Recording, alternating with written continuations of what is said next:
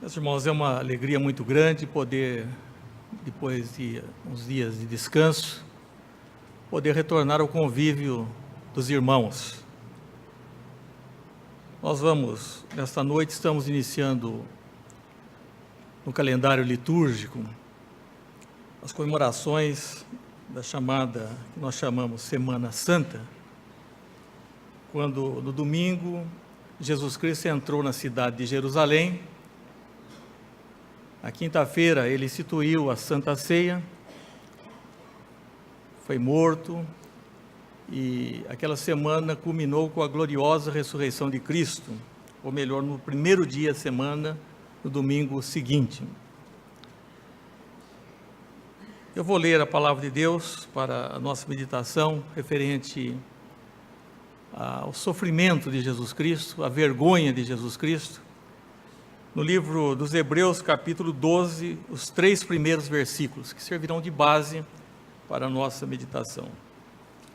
Carta aos Hebreus, capítulo 12, versículo 1 a 3.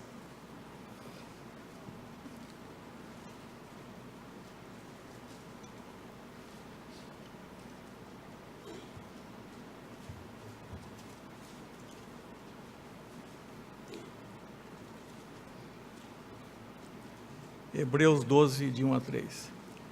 Portanto, também nós, visto que temos a rodear-nos tão grande nuvem de testemunhas, desembaraçando-nos de todo o peso e do pecado que tenazmente nos assedia, corramos com perseverança a carreira que nos está proposta, olhando firmemente para o autor e consumador da fé, Jesus, o qual, em troca da alegria que lhe estava proposta, suportou a cruz, não fazendo caso da ignomínia, e está assentado à destra do trono de Deus.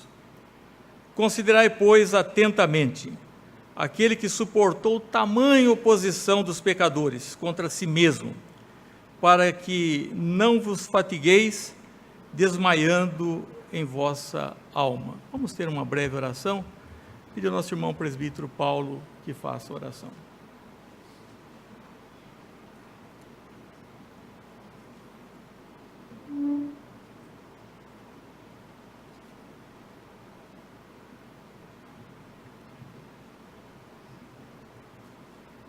Senhor nosso Deus, nosso Pai amado, estamos diante da Tua Palavra, reunidos em igreja, Pai. Te agradecemos imensamente, Pai, pela Tua Palavra, e te agradecemos imensamente pelo Teu enorme sacrifício. Como acabamos de ler, a Ti estava proposto muita alegria, mas o Senhor preferiu se entregar e padecer tanto por amor a nós, Pai. Nós te amamos, Pai, te bendizemos, te louvamos por essa obra tão maravilhosa em nosso favor, Pai. Te pedimos agora, Pai, que a Tua Palavra fale poderosamente aos nossos corações, possamos ser transformados cada dia mais, cada vez andando mais dentro da Tua vontade, Pai. Vem falar aos nossos corações e unja o pastor à frente, Pai. Em nome de Jesus que nós oramos. Amém. Amém.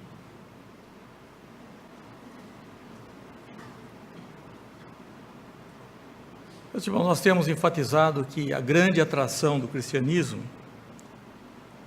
principalmente nesses dias em que os holofotes estão virados para outras direções, mas nós não podemos perder o foco. A grande atração do cristianismo é a pessoa e a obra de Jesus Cristo.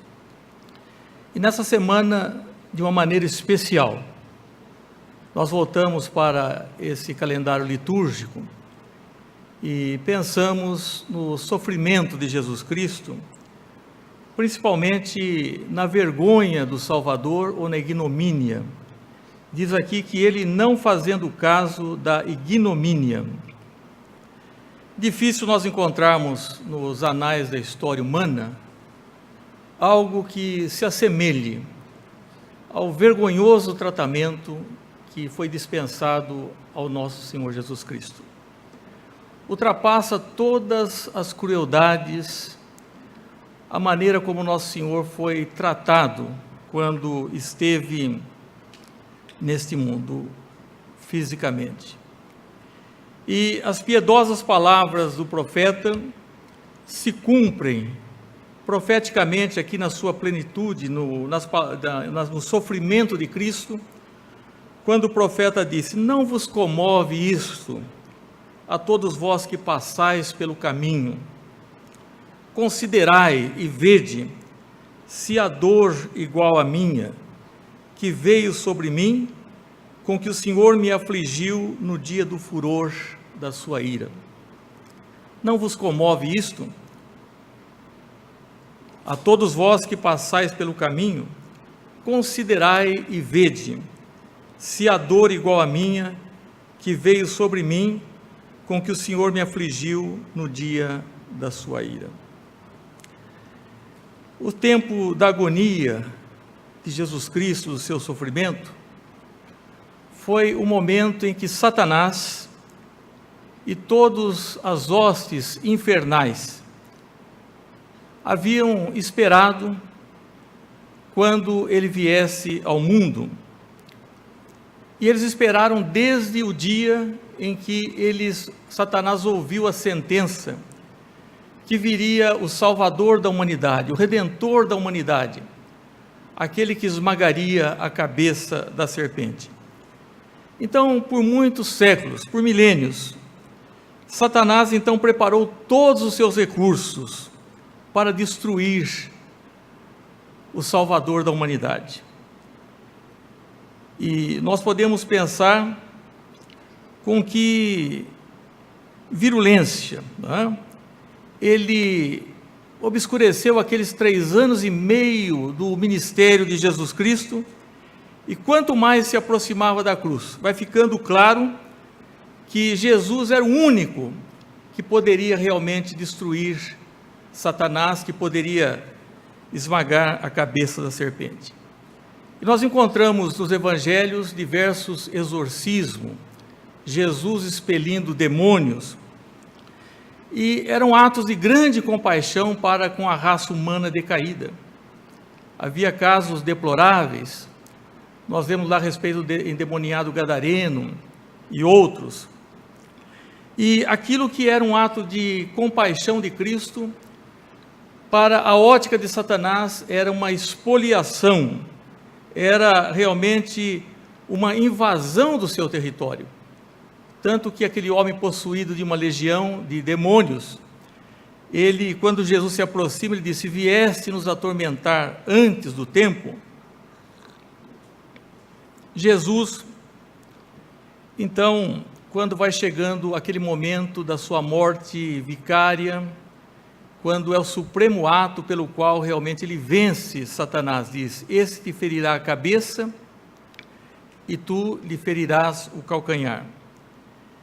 E nunca, jamais, o reino das trevas foi tão golpeado, de uma forma tão devastadora, quando Jesus esteve aqui na terra. E por isso nós compreendemos por que essa reação dessas forças hostis, da força do mal. Porque Jesus veio para aniquilar aquele que tinha o poder da morte, isto é, o diabo, segundo nos diz lá na carta aos Hebreus. Aniquilar, destruir aquele que tem o poder da morte, isto é, o diabo. E quando Jesus vem, nós não podemos supor que Satanás não soubesse a identidade de Jesus. E a primeira tentativa, mas não foi a última, de destruir a Jesus foi quando o rei Herodes, o Grande, enciumado, tentando eliminar a Jesus, o rei recém-nascido, ele mandou matar todas as crianças de 2 anos para baixo daquelas regiões, e dessa forma pretendia frustrar a obra de Jesus Cristo. Nós vemos também que quando Jesus, no início do seu ministério, ele é tentado num lugar inóspito, no deserto, e diz depois que ele vence as tentações, recorrendo às Escrituras Sagradas, dizendo: está escrito, está escrito, está escrito. Diz que Satanás se apartou dele temporariamente, mas não definitivamente. ele perseguiu todos os dias, durante aqueles anos, o ministério do Senhor Jesus Cristo, com os seus propósitos. Mas o fato de que nenhuma das tentativas de destruir a Jesus, antes da sua morte, que ele voluntariamente se entrega por nós, todas as tentativas foram frustradas, é uma garantia, realmente, um consolo para os crentes de todas as épocas, de que as portas do inferno não prevaleceram contra Jesus, e contra a sua igreja também não prevalecerá. Porque era o próprio Emanuel, Deus conosco, que estava presente. E nós sabemos, quando se trava uma batalha, e o general, adversário, ele se coloca, ele vem para visitar as tropas, ou para participar daquele momento, o exército inimigo, ele luta com todas as suas forças, toda a estratégia, e não deveria ser surpresa nenhuma o fato de, quando Jesus ele vem a esse mundo para estar com os seus, que Satanás também reagisse da forma como reagiu. Agora, o último ato de Cristo indo para a cruz, para esmagar a cabeça da serpente, porque é aí que Satanás, então, ele lança toda a questão de difamação, de ultraje, para humilhar, para envergonhar a Jesus Cristo. Mas o texto de Hebreus nos diz que Jesus não fez caso da vergonha, não fez caso da ignomínia, ele desprezou isso, porque ele tinha realmente um propósito, ele tinha uma alegria que lhe fora oferecida, e também ele sabia, como diz o profeta, que o justo se alegrará, vendo o fruto, o resultado do seu penoso trabalho. Quando nós vamos à igreja, muitas vezes as pessoas não vêm para exaltar a Cristo, às vezes vêm porque tem uma dor no coração, uma tristeza na vida, e é legítimo que nós peçamos, que nós entreguemos a Cristo toda a nossa ansiedade, mas o motivo pelo qual nos reunimos, primordialmente, é para exaltar aquele que foi humilhado, aquele que enfrentou realmente toda a vergonha, toda a ignomínia, todo o desprezo, toda a malícia do gênero humano. Então Jesus despreza essa ignomínia, e nós ficamos pensando assim: bom, o seu sofrimento físico, os seus sofrimentos espirituais, mas nós temos que pensar um pouco mais além e não passarmos por cima desse fato da ignomínia e da vergonha que Jesus Cristo suportou por nossa causa. Bem, a vergonha é uma coisa que é uma força muito grande na personalidade humana, e muitos fariam tudo se pudessem fugir, né? Não pudesse passar por um espetáculo vergonhoso, por um conhecimento de certos fatos, e a vergonha tem realmente feito com que as pessoas deixem de fazer algumas coisas, ou então façam tudo para que não sejam expostos, porque a vergonha realmente é uma coisa terrível para a nossa personalidade. Mas o fato é que nenhuma vergonha poderia desviar Jesus Cristo do seu rumo. Ele viveu na fé, ele morreu na fé, e ele marchou sabendo para onde iria, por que iria, e ele entra então na cidade de Jerusalém, para aquela última semana do seu ministério terreno, de uma forma decisiva. E os evangelhos, eles reservam uma parte muito grande sobre essa última semana da vida de Cristo. E não foi a única maneira de Satanás humilhar, ele teve outras atitudes também. Se nós dermos conta de lermos muitas coisas, Jesus foi obrigado a carregar a própria cruz. Houve um homem que não tinha a ideia de que ele passaria a história de uma forma tão gloriosa, chamava Simão de Cirene, do norte da África, possivelmente um negro, que quando Jesus está sendo obrigado a carregar a cruz, está esmagado sob o peso da cruz, ele é convidado, ele é convocado a levar a cruz de Cristo. Talvez ele deve ter pensado, mas que vida miserável a minha. Depois de um dia de trabalho, eu ainda tenho que levar a cruz de um desconhecido, de um malfeitor. Mas quando, com certeza, ele soube quem era Cristo, foi um dos maiores privilégios na sua vida de levar a cruz. Mas o texto nos diz que as pessoas despojaram a Cristo das suas vestes e cobriram-no com um manto escarlate. Tecendo uma coroa de espinho, puseram na cabeça. Essa coroa de espinhos, sem saber os homens estavam, quem sabe, simbolizando os espinhos das nossas vidas, que todos nós carregamos certos espinhos, e a terra começou a produzir espinhos, abrolhos depois do pecado. O próprio apóstolo Paulo tinha um espinho na carne, que ele era mensageiro de Satanás, esse espinho, mas que Deus utilizava para um outro propósito, para que ele não se ensoberbecesse. Mas eles colocaram uma coroa de espinhos de Cristo, zombando dele como rei, e colocaram um caniço na sua mão direita, e mais tarde eles tomam esse caniço para bater na cabeça de Cristo. Ajoelhando-se diante dele, o escarneciam, dizendo: salve, Rei dos Judeus. Que humilhação, que vergonha! Cristo poderia muito bem não se submeter a tais coisas, mas ele se entrega voluntariamente por nós, e a nossa vida às vezes é tão mesquinha que nós pensamos muitas vezes só no nosso sofrimento, na nossa família, e não pensamos realmente na gratidão, na adoração, na exaltação que devemos a Jesus Cristo. Cuspindo nele, depois de o terem escarnecido, repartiram entre si as suas vestes, tirando sorte. Ele viu ali por estrangeiros, romanos, ele se viu na mão de estranhos. Por cima da sua cabeça puseram escrita a acusação: este é Jesus, o Rei dos Judeus, em termos de zombaria, mas sem que o soubesse, eles estavam falando a verdade.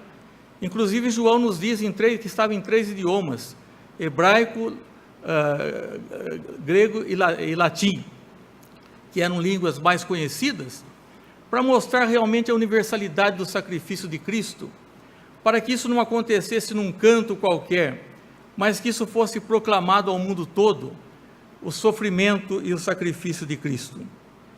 E foram crucificados também com ele 2 ladrões, entre malfeitores.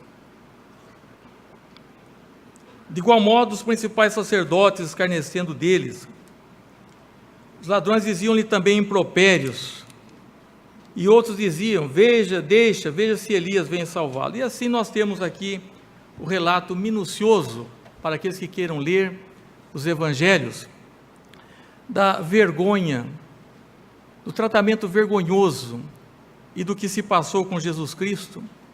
E o seu sofrimento não eram tão fortes quanto o físico, e realmente eram doloridos fisicamente, mas era o justo, era um sofrimento na alma, ele se fazendo pecado por nós, recebendo sobre si todos os nossos pecados, e ele nos dando realmente uma nova vida e nos oferecendo o perdão dos pecados.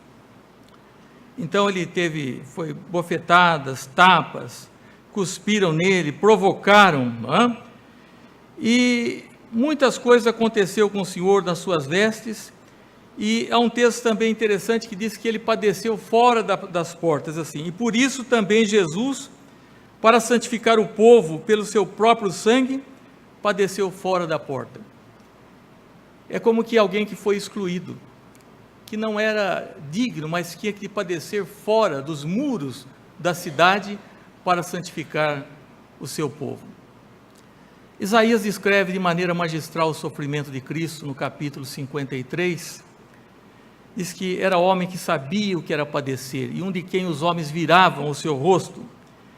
E foi por isso mesmo que os judeus, que tiveram várias opressões, não o aceitaram, porque não compreendiam esse duplo aspecto da profecia, que era necessário que primeiro ele viesse e sofresse, padecesse como cordeiro, para que na sua segunda vinda ele viesse em glória, embora tudo isso esteja atestado também no Antigo Testamento. Nós temos aí esses detalhes, e não há no Antigo Testamento, e eu creio que nem no Novo, nada que possa se comparar com esse espetáculo vergonhoso ao que foi submetido Jesus Cristo. E nunca houve um insulto dessa forma. Como se não bastasse, irmãos, aqueles homens sedentos de sangue, e eu não creio que eram somente os homens, mas havia uma força maligna atrás dessas pessoas, para tanto, eles, como não contentes, eles disseram: o seu sangue caia sobre nós e sobre os nossos filhos. Se eles soubessem o que viria logo, e também no decorrer da história, as suas línguas teriam secado nas próprias bocas. Quando nós pensamos no sofrimento dos guetos, a perseguição antissemita, o Holocausto, que é até recente na nossa história, e todas essas coisas que esse povo passou, nós ficamos pensando realmente essa frase que eles disseram: o seu sangue caia sobre nós e sobre os nossos filhos. E não tardou também, logo em seguida, no ano 70, quando Tito Vespasiano cercou a cidade de Jerusalém, e foi realmente um dos espetáculos mais trágicos da história judaica. Meus irmãos, não há nada mais sério do que crucificar a Cristo. O apóstolo São Pedro, no dia de Pentecostes, ele que antes havia se acovardado, ele se levantou perante as autoridades e a multidão e disse: vocês mataram o autor da vida. Não pode haver nada mais sério que isso. Vocês mataram o autor da vida. Então, alguns de nós talvez possam pensar: bom, mas se eu estivesse lá, eu não teria participado. Para surpresa de muitos, eu penso, e eu creio que seja real, de uma certa forma nós estávamos lá, não pessoalmente, mas por procuração. Eu dou graças a Deus de não ter vivido naquela época, de não ter participado desse ato, e eu creio que os irmãos também devem pensar profundamente e agradecer a Deus e não terem estado naquelas circunstâncias. Mas, se estivessem, ou se nós estivéssemos, nós estaríamos também, da mesma forma, escarnecendo e talvez participando daquelas crueldades. Por quê? Porque nós não nascemos amigos de Deus. Nós nascemos inimigos de Deus, por natureza, enquanto não somos regenerados. Hoje, muitos que falam a respeito de Deus, na verdade, são consumidores da fé, são interesseiros, mas não amam a Deus verdadeiramente. Eu creio que se estivéssemos lá, nós teríamos realmente participado desse ato vergonhoso, e por isso, nós devemos refletir nessa semana sobre a nossa natureza, sobre a nossa pecaminosidade, e como devemos encarar realmente a nossa fé.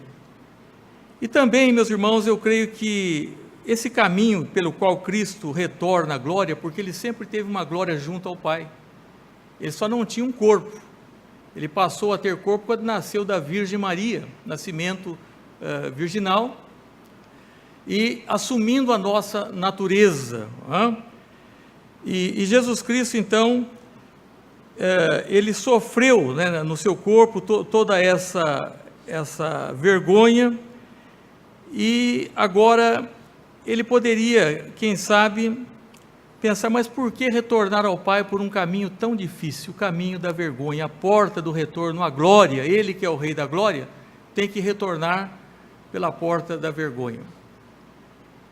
Na verdade, todos nós temos um desejo muito forte, e precisamos sondar os nossos corações por respeitabilidade, principalmente a cobiça pela respeitabilidade, que é algo muito forte em nós, mas é fatal para a igreja. Eu diria que é o beijo da morte.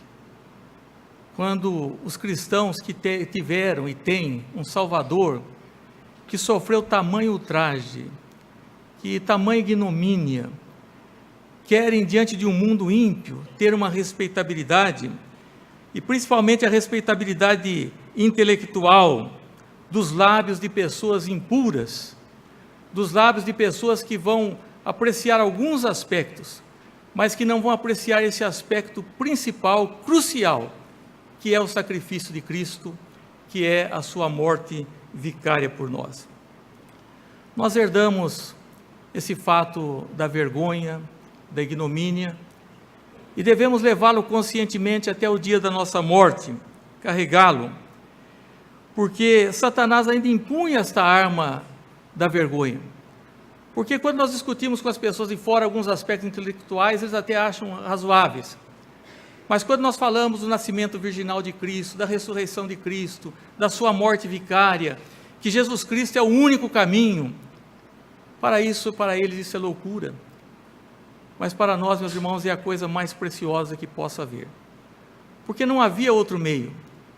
E Jesus sabia realmente que isso era algo vergonhoso, que fizeram com ele, no seu corpo, o sofrimento da sua alma.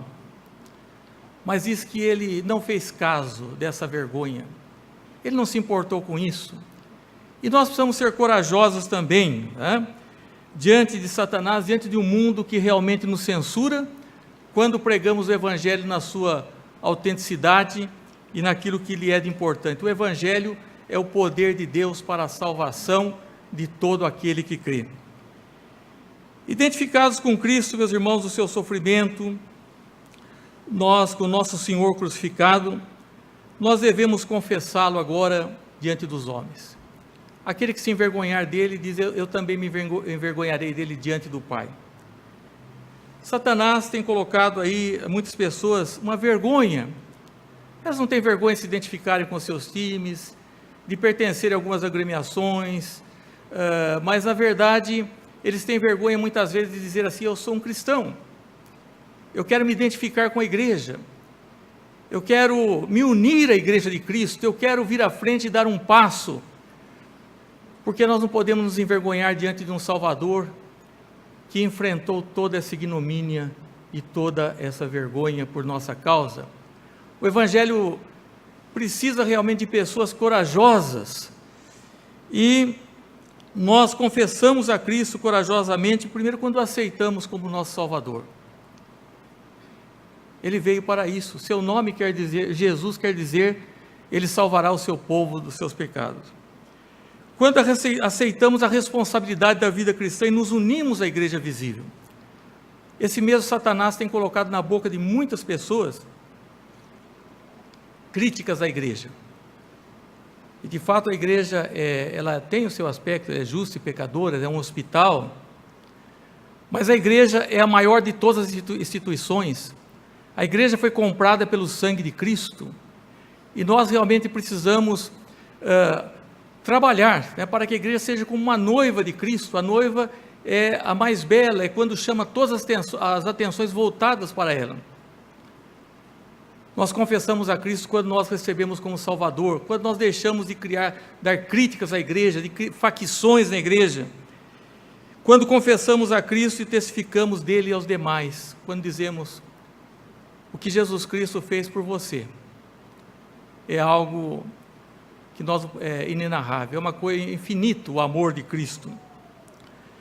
Quando recusamos a fazer alguma coisa que possa ofender ao nosso Senhor, toda vez que preferimos a Deus e as coisas do seu reino antes que as coisas desse mundo e os nossos próprios interesses.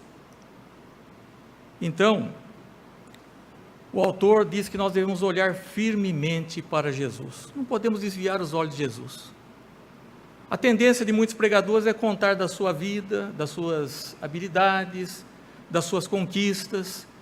Meus irmãos, nenhum sermão, nenhuma tem sentido se nós não apontarmos para Cristo. Ele é o centro, Ele é a nossa esperança. Fora de Cristo não há salvação. O apóstolo São Pedro disse: do céu à terra não há outro nome dado entre os homens, pelo qual importa que sejamos salvos. E quando nós olhamos para Cristo, os aspectos gloriosos da sua humilhação e da sua exaltação, da sua encarnação, do seu sofrimento, da sua morte, e daí entramos já nos aspectos da glorificação, da sua ressurreição, da sua ascensão, da sua entronização, sua volta aos céus, e quando voltará a sua segunda vinda. Mas inicialmente nessa semana nós falamos sobre o sofrimento de Cristo, aquele que não fez caso da ignomínia, Não há nada mais vergonhoso que a humanidade possa fazer. Hoje, qualquer pessoa que às vezes está na iminência de um processo, alguma coisa, os direitos humanos, Jesus Cristo foi vítima de falsos testemunhos e de toda a glória, de toda a maldade. Jamais existirá alguma coisa tão hedionda, não só pela natureza, porque nós somos levados a crer que não eram apenas os homens, era Satanás que estava por trás disso. Desde o início ele sabia.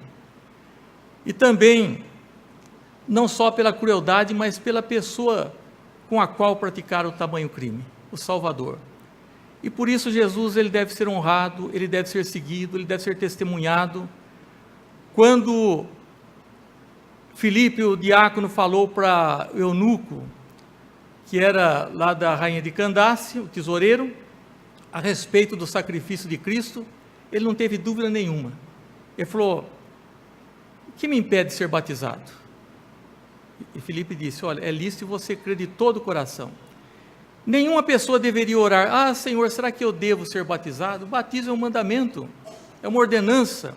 Seguir a Cristo, identificar-se com Cristo, não se envergonhar da sua fé, mas de uma fé autêntica, de uma fé que não seja um espetáculo de auditório, mas que seja, na verdade,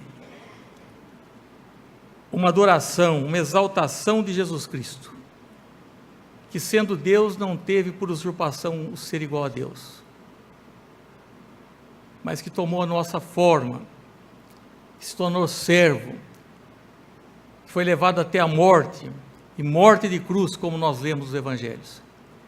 Que Jesus Cristo seja aquilo que o apóstolo Paulo disse com tanta propriedade: para mim, o viver é Cristo e o morrer é lucro. Nós não podemos fazer dos cultos um momento de diversão, de entretenimento. É claro que é agradável, é bom, é feliz, mas tudo que se faz, não só no culto, mas o culto também envolve a nossa vida, deve ser no sentido de exaltar aquele que foi humilhado, e é ele que deve ter toda a preponderância.